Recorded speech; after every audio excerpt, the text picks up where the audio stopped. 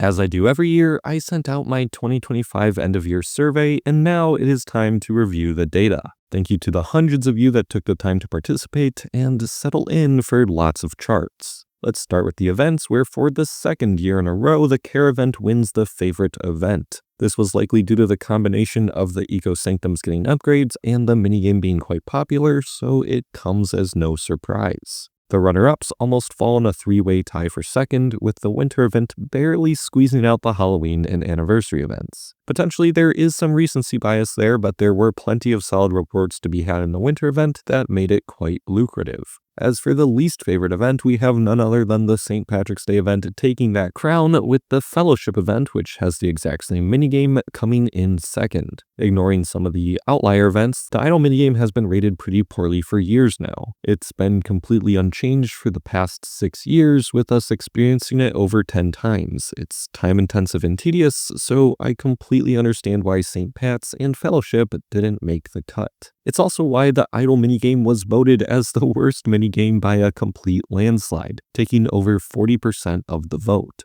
Personally, if I was at InnoGames, this is the minigame I would have my eye on for trying to find a way to spice things up or make it more appetizing to players. Maybe they can take inspiration from the best minigame this year, which was won by the Pop Blocks minigame for the Wildlife and Fall events. There is some strategy involved, but it's not something that will take you ages to play. That said, the Merging Tiles minigame was just barely behind with only 0.7% fewer votes, so it is going to be interesting to keep an eye on these two minigame types going forward to see what they have to offer. Looking at the proportion of players who said they spent money or diamonds in events this year, it looks like from the summer event on was quite strong for diamond spending, with the winter event taking the cake. Even more interestingly, only about 22% of respondents said they didn't spend diamonds on events this year, which is lower than some might have expected. The really interesting thing to me is when we look at the proportion of respondents who spent money or diamonds across the last 3 years of surveys I've conducted. While there were some outliers in the 2023 data, there is a fairly clear trend of more and more of my audience spending diamonds in recent events. The same can be said of real money, but the trend is much less pronounced. This is quite important in my opinion, as players spending more diamonds or money is going to be driving up things like the leagues. This can make leagues much more competitive and much harder to get in without spending any diamonds. This is reinforced when the data shows that, while the proportion of respondents claiming to have spent money in events has just barely decreased, the proportion spending diamonds has grown by about 4.5% since last year. Perhaps this was due to the event buildings being offered. The Balloon Grand Gala wins this year, with it being a powerhouse for army boost units and a decent Forge Point production on top. Second place goes to the Fjordstorm Harbor, which can likely be attributed to the production of Emberfang totems that it empowers. The decision for worst building was much less clear-cut, with the Momiji Dori Shrine just barely squeaking out a loss over the Breezemill Estate. The shrine I can understand, as it is the oldest building on the list, but I am rather surprised that the Breezemill came in second here. While it would have taken a decent amount of work to set up, it is currently the most powerful single collection building for forge points and goods that you can have in your city. New to the survey this year is the category of secondary buildings. These are those from the calendars or other relatively tricky methods of getting them. The winner of the favorite is the Rattlebones Raveyard from the Halloween event, which could be purchased from the event shop. It's followed by the Queen Anne's Legacy from the summer event, which was a standout for its forge points and fragments for the Governor's Villa Ascended upgrades. The least favorite secondary building falls to the Drakkar Pyre from the Viking event. While it does provide fragments of many useful items, it isn't as efficient as other auctions focusing on the individual items instead. The hardest event of the year was ranked to be the Fellowship event, with the easiest as the Vikings. Vikings as the easiest is not something I would personally agree with. I think the balancing was intentionally convoluted for casual players to create situations where they would be unlikely to get any full item of either the Allies or Eternal Market kit. Regardless, this year's survey shows an uptick in the perceived difficulty of events as compared to no change from last year. When asking for an overall event rating of love it or hate it, the Care and Winter events place highly, with the St. Patrick's, Viking, and Fellowship events placing quite low. Notably, the average event rating has increased from 2024, although the rating is still below the average from 2023. New to the events this year was the introduction of the Eternal Market, and it turns out that a good portion of my audience has managed to get enough kits to fully level it if they wish, with over half being on the last 2 levels. In terms of the frequency of the events, it seems that sentiment is continuing to slide towards players wishing for fewer events, now with over 36% of the respondents in that category as compared to less than 23% 2 years ago. Part of this may be the perceived increase in difficulty for free-to-play players. That category also continues to grow and potentially can be the cause or result of the increased diamond spending in events that this year's data seems to show.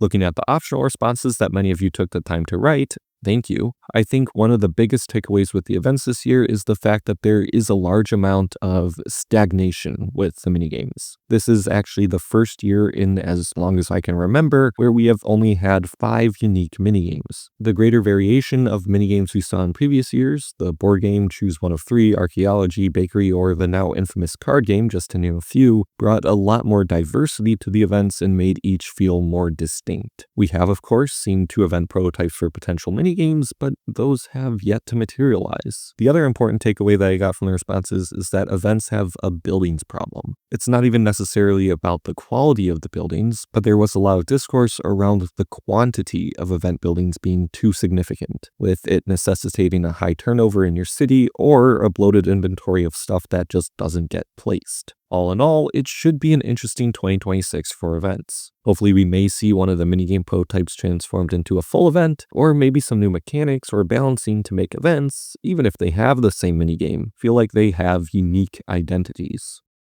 Finally, moving on from events, I asked if you enjoy the game. This is the distribution, with most of you seeming to, as I would kind of expect, otherwise why are you answering the survey? This is the first time I asked this question, so I do not have historical data to compare it to. It seems that while the plurality of players thinks it was a good year for Forge of Empires, the negative sentiment has grown as compared to 2024. Let's dig into why that may be by looking at the features that were added this year. The highest rated, with 50% of the vote, is the Middle Ages update to the Quantum Incursions that brought sweeping changes. I wasn't expecting this feature to dominate the vote due to some of the sentiment surrounding the incursions, but I guess that's why the Guild Battlegrounds trials come in second here. The least favorite of this roster falls to the Guild Expeditions trial update that gave us the shops and trials 31 to 55. Also, I do think it's important to point out that we really didn't see any technically new features this year besides the pirate settlement. The rest of the major changes we saw were to existing features, with things like the Great Building Update or potentially Guild Conquest being pushed to future development. Speaking of that, it probably comes as absolutely no surprise to anyone to see that the Great Building Update is the most anticipated thing for this year of Forge of Empires. Nothing else even comes close, and hopefully we shouldn't have too long to wait. After all, it is supposed to release in the first quarter of 2026, which is sometime between now and the end of March. A new question on the survey this year was the favorite guild feature, which the Quantum Incursions absolutely smashed, and the Guild Expeditions got absolutely smashed in the least favorite guild feature of the year. The Guild Battlegrounds have attrition, of course, and so I asked what your max attrition was. The histogram of responses is rather interesting.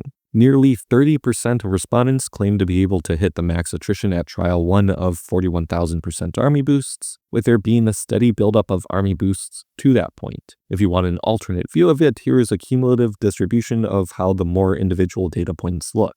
With the average max enemy army boost being about 35,000%, median 25,000%, it is insane how much of a gap the top players have over the average player. When looking at the biggest concern that players have with Forge of Empires going forward, power creep ekes out the largest proportion of the responses, a change from the spending differential from last year's survey. Spending is the second largest category this year, falling behind by only 1%.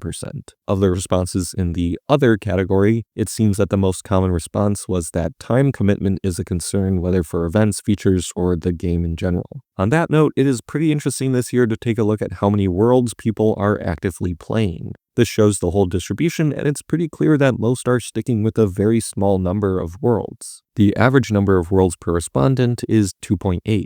This is actually the highest average since I started doing this survey, climbing nearly 3/10 of a world from last year. What's perhaps more interesting is looking at how that average changed. As compared to 2024, the number of respondents with 2 to 5 worlds decreased quite a bit. Single world players saw a small increase, but I was very surprised to see the increases in players having more than 6 active worlds when time commitment seemed to be a fairly common complaint. When asked if Forge of Empires is a free-to-play game, the majority of players agree that it is. However, the negative proportion of responses did increase a little as compared to last year. In a similar vein, when asked if players need to spend to enjoy the game, most disagree with that statement. However, the amount of those who think you do need to spend has grown when compared to previous years. Coincidentally, the amount of spending has grown compared to previous years. While the free-to-play contingent stayed just shy of 50%, more respondents fall into the higher spending categories of over $500 or even $1,000 of annual spending.